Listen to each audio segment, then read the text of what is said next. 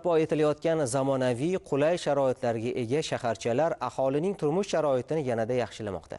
Ana shunday lokatsiyalardan biri Andijon tumanidagi Yangi Andijon shahridir. U yerda umumiy qiymati 33 milliard so'm bo'lgan suv saqlash va uzatish inshooti ham barpo etildi. Kuni kecha yangi uy-joylar va ijtimoiy obyektlarni ichimlik suvi bilan ta'minlashga qaratilgan mazkur suv saqlash inshooti ishga tushirildi.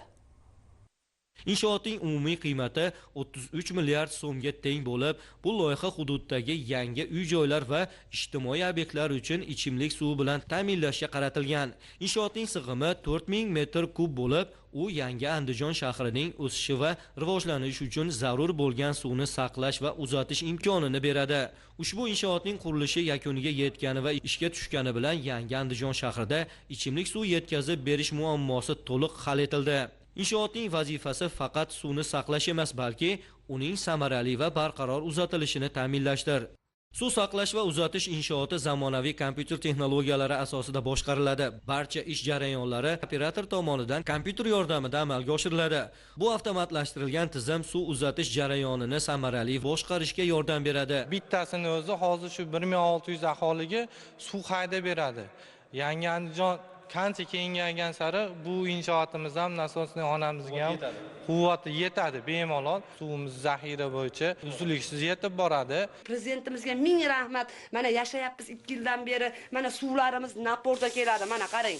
Issiq suv, sovuq suv. Bu yerga kelganimga 2 yil bo'lgan bo'lsa suv o'chmaydi bu yerda. Chunki men yerda katta suvni ishlash bilan dumim orqasida suv keladigan, bo'shga turadigan joylar bor.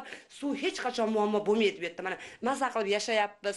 Yangi Andijon shahri loyihasi Andijon viloyatining iqtisodiy va ijtimoiy rivojlanishidagi muhim bosqichlardan biri bo'lib, aholi uchun zamonaviy infratuzilmani yaratishga va ularning hayot sifatini oshirishga qaratilgan. Sharoitlarimiz shunaqa chiroyli, shunaqa yaxshi. Hovlida o'tirar edik, faqat ko'chadan suv tashib ichardik. Bu yerda unaqa emas, tashqariga chiqmaymiz, juda chiroyli.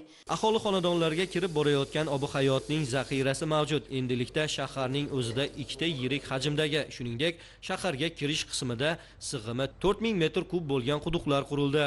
Hozirda 1600 iste'molchiga yetkazib berilayotgan bo'lsa, kelajakda uylar barpo etilishi va aholining ko'chib o'tishi hisobiga qo'shimcha quvvatlar bilan jihozlanadi. Endi okean ortida istiqomat